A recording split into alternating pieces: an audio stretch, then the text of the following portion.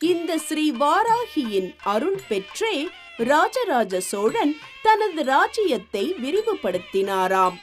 தஞ்சாவூர் பெரிய கோவிலில் வாராகியின் வழிபாடு மிகச் சிறப்பாக நடைபெறுகிறது. மனித உடலும் வராக முகமும் கொண்டவள், கோபத்தின் உச்சம் தொடுபவள். ஆனால் அன்பிலே ஆதரவளிப்பதிலே மழைக்கு நிகரானவள். வாராகி வழிபாட்டுக்கு உகந்தது இரவு நேர வழிபாடு. எனவே இருள் கவிய துவங்கும் மாலை வேளையில் இந்த வாராகி அம்மனை வழிபடுவது மிகுந்த பலனை தரும் என்கிறார்கள். திருமண தடை உள்ளவர்கள், குழந்தை பாக்கியம் வேண்டுபவர்கள், எதிரிகளால் பாதிப்புக்கு உள்ளானவர்கள், தீரா வழக்குகளில் சிக்கியவர்கள் என பலரும் இங்கே அன்னை வாராகியை வழிபட்டு பலனடைகிறார்கள். அன்னை